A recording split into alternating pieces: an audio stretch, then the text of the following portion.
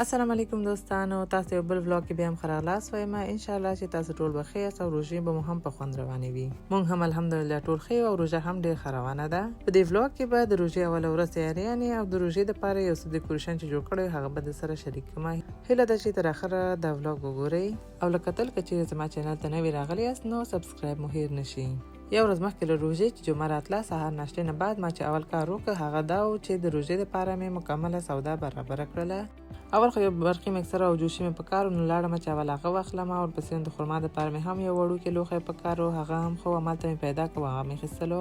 ورپسې نو د کور سودا مې وکړه چې تقریبا مکمل دوکانونو چکر مې ووهلو لکه هندي، افغاني، اتریشي، ترکي دا ټول مغازې ته لاړم ځکه چې ټوله سودا یو ځای کې نه پیدا کیږي او روژې کې غواړم کم از کم دا غټ سودا نه بېغمه اوسم. نو همدا وجه وه چې دا ورځ مکمل په همدا سودا اخیستلو کې تېره شوه. دا تاسې هم لیدلی شئ چې موټر مې مکمل د سودا نه ډکه کړې وه او هر څه مې مکمل واخیستلو. د جامو مینځلو مواد نه واخله تر غوښه، وریجې، میوه یو څو ورځو دپاره او وغیره وغیره. زما په نظر سودا اخیستل دومره سخت نه وي لکه ځای په ځای کولی. نو د سودا راوړلو نه وروسته مې بیا شروع وکړله چې د هر څه ځای په ځای کړمه. ماشومان دپاره مې هم یو څه ناڅه یو څو ورځو دپاره تیار واخیسته تر څو یو 2 ورځې خو ریلیکس خپله روژه په ارامه تېره کړمه.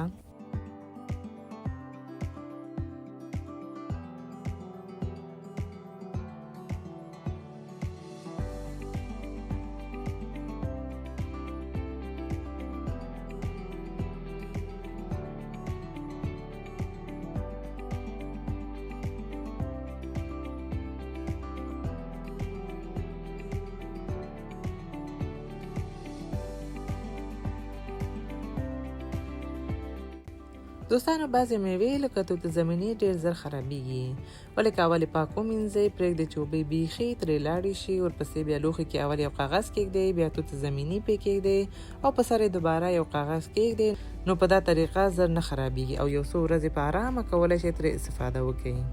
زه توت زمیني همیشه په همدا طریقه جوړوم او بیا یې یخچال کې ږدم او باقي تازه میوې مې هم تیار آماده کړلې. بیا مې د روژې دپاره لږ کور ډیکور کړ چې ماشومان ته یو څه د روژې احساس وشي او دا هر څه تیارول زما خپله هم ډېر خوښیږي. یو څه د ډیکوریشن سامان مې تېر کال اخیستی و اوس مې وویستل او یو څه مې نوي واخیستل. بعضې نور شیان مې هم آنلاین راغوښتي وو ولې متاسفانه په وخت ونه رسېدل. هغه چې راورسېږي بیا به دوباره لږ ډیکوریشن بدل کړم. ماشومان هم راسره مصروف ول او مرسته یې کوله. د هر څه تیارول کې ماشومان تل ځان سره مصروفوم تر څو دوی هم لږ احساس پیدا کړي او انجوی هم کړي.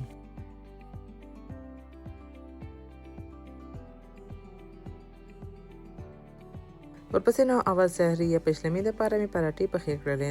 دا هغه پراټې دي چې ما مخکې تیار جوړې کړې او فریز کړې وې. په دا ورځ مې یخدان نه وویستلې او پخې مې کړلې. ورسره مې بیا لږ د شیدو چای هم تیار کړ. نو زموږ سحري تقریبا همیشه همداسې ساده وي ځکه چې ډېر کسان نه یو او په دا نیمه شپه اشتیا هم نه وي. نو د پراټو او شیدو چای ترڅنګ د کورنۍ مربا چې ما خپله جوړه کړې وه هغه وه او پیروی مو ورسره نوشیجان کړ. سحري نه بعد لمونځونه مو چې وکړل دوباره ویده شو او لږ ناوخته راجګ شو ځکه چې رخصتي ورځ وه او کله چې د خوبه پاڅېدم نو لږ کیر مې جوړ کړ.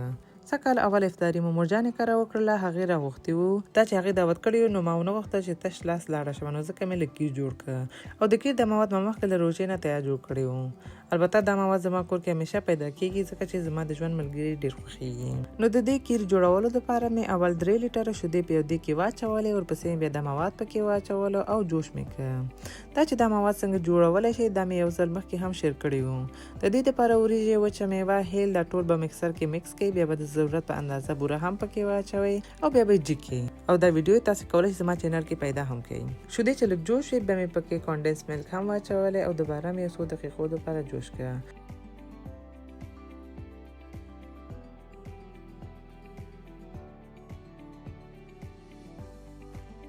ورپسې بیا د خوشبویي دپاره کیوړه ایسنس او لږ هیل هم پکې واچول او تر هغه مې پخه کړه چې لږ کلک شي. زیات هم ضرور نه دی چې کلک شي بیا وروسته له یخېدلو نور هم کلکېږي. دا ما تقریبا 15 دقیقو دپاره په کم اور باندې پخه کړه تر څو وریجې دانې خامې پاتې نه شي او ښه صحیح پخې شي. کله چې پخه شو بیا مې همداسې پرېښودله چې یخ شي. یو څو دقیقې مخکې له وتلو نه چې کیر ښه صحیح یخ شوی بیا مې اول ښه مکس کړ او بیا مې په دغه یو برمصرف لوښي کې واچولو. نو د روژې میاشت لپاره مې ونه غوښتل چې څوک بازار کړم، همدا یو بر مصرف لوښی راته ښه ښکاره شو چې همدې کې ویسم د لوښي بېرته راوړل نه به هم بېغمه یم. په آخر کې مې بیا د ښایست لپاره لږ نور بادام هم میده کړه او په سر مې ورته واچول.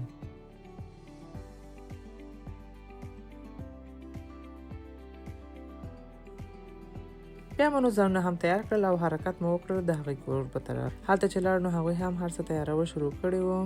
خوب مې پیرکي جوړول، ورېندارې مې سپرینګ رول، ما ورته بیا سموسې جوړې کړې چې اول مې اوړه ورته برابر کړه، ورپسې مې بیا کچالو چې جوش کړی و هغه مې میده میده کړه.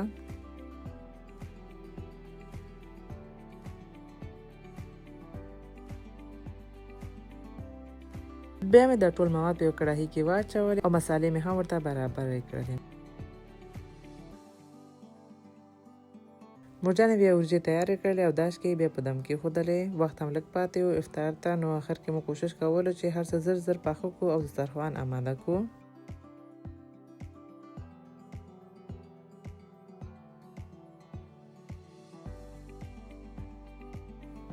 وریجې چې ښه سیده مو نیولې بیا مو هغه هم سره ګډ کړلې او ویستلې.